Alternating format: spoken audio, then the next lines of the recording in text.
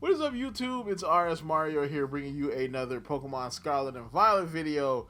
Alright, so first off, before we really get started into anything, I just wanted to tell you thank you.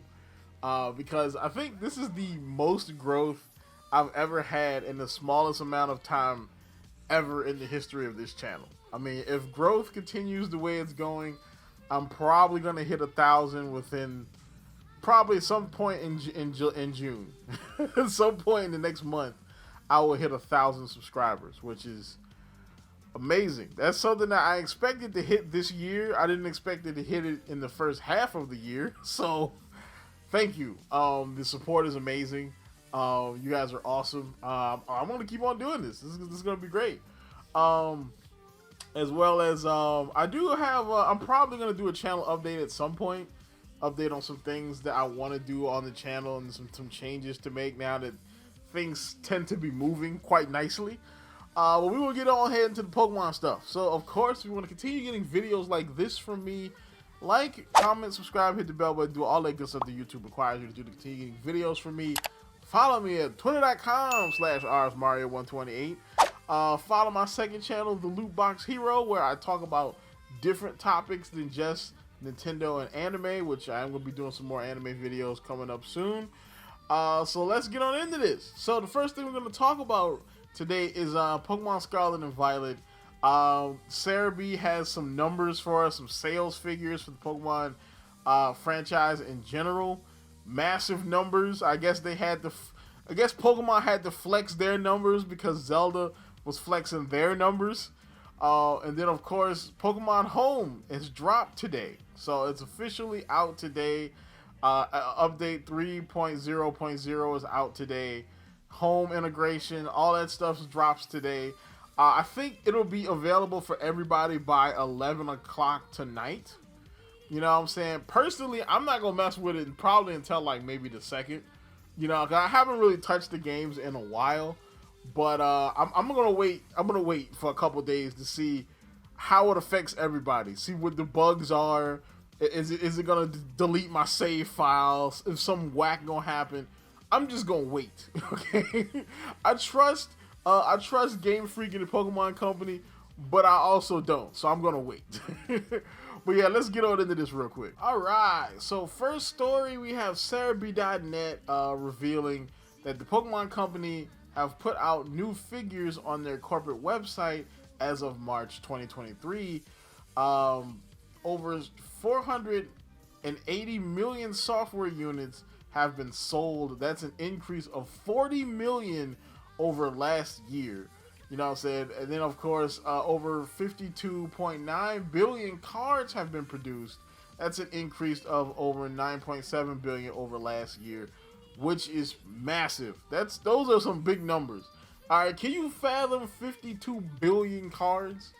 That's crazy. All right, that's a whole lot of dead trees. You know what I'm saying? But yeah, that's pretty crazy though. You know what I'm saying? I wonder, is this counting digital cards, like people who play like the online like Pokemon trading card game? I wonder, are they counting digital cards too, or is that physical cards produced and sold? If that's just the physical cards, that's crazy. So it feels like somebody at the Pokemon Company decided to floss these numbers because they got trounced by Tears of the Kingdom. You know what I'm saying? Like, you know, at least as far as the fastest selling Switch game, Tears of the Kingdom sold like, I want to say like 4 million copies in like 3 days or whatever, which officially makes it like the fastest selling Nintendo game and Nintendo Switch game ever, breaking records that are only usually set by Pokemon games. So I think that's pretty massive as a Zelda fan. But I think, you know, somebody at the Pokemon Company was like, hold up, we got numbers too. You know what I'm saying? So they decided to flex their numbers on everybody else.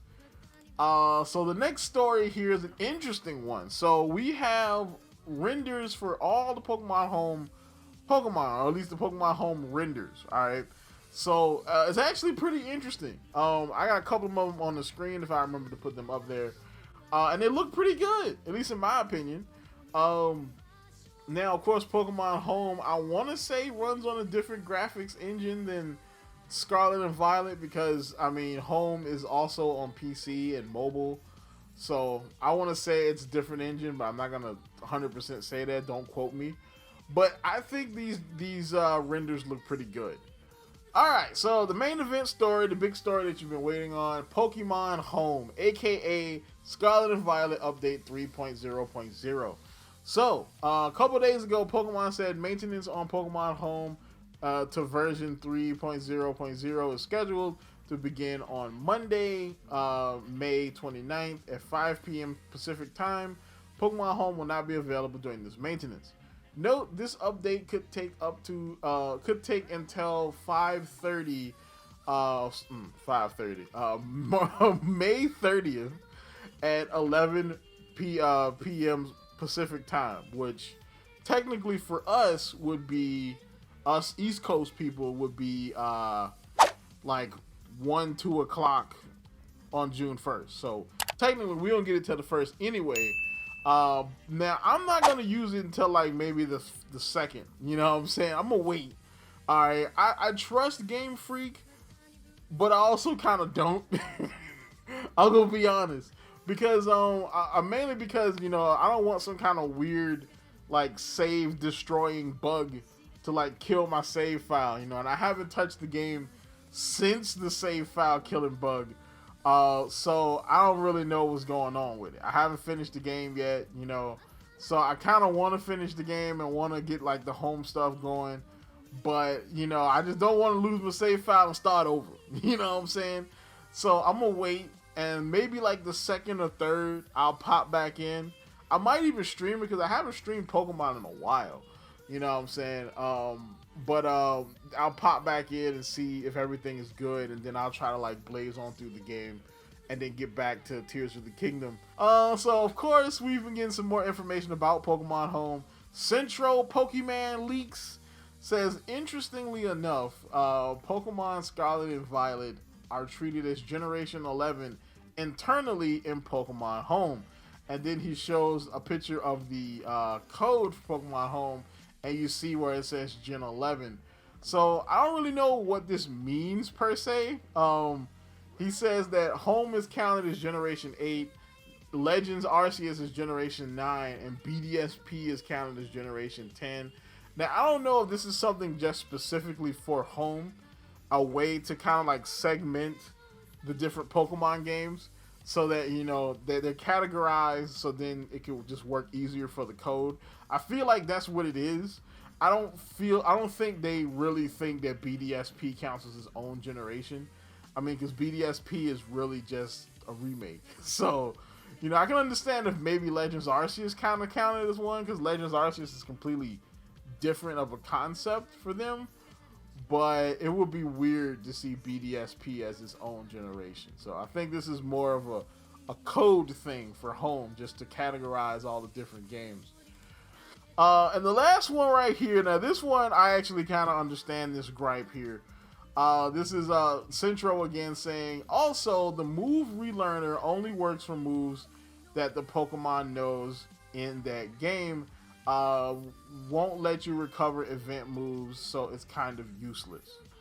Alright, so now we all know what they were trying to do with Pokemon Home in the first place, right? So the whole point of Pokemon Home is that you can move Pokemon from just about any game all the way up to the modern day, right? With the exception of the very, very old games. But like something like, say, Gale of Darkness Lugia, as long as you've purified him in that game, you could move him to Pokemon Box, to Pokemon Home, and then eventually to, you know, one of the newer games. That's the point. Now, the thing is, if you were to move that Lugia, you would not get his special move that he only gets in that GameCube game, which is, I believe, Psycho Boost. You wouldn't be able to get that Lugia or that move in the Scarlet and Violet version when you send that Lugia over there, because he doesn't know that move in that game. And I feel like that might have been one of the issues as to why this got delayed or why it took them so long to bring this out, because they wanted this move learner to work and maybe just didn't. it just doesn't do that, you know. So that's kind of interesting. You know, I feel like they probably couldn't add that data in to Scarlet and Violet maybe there was some kind of issue trying to add, or maybe they just couldn't get all that data from the other games for every event Pokemon ever. Because it would be crazy if some event Pokemon could do it and then some of them can't, and like it would just be crazy. You know what I'm saying? So, but yeah, this kind of does make it useless though. It's kind of pointless to have a move relearner that can't get you these special moves that your Pokemon knew 10 years ago when it was on GameCube. That was really supposed to be the hook to this whole thing, you know. But it is kind of interesting though that they tried it.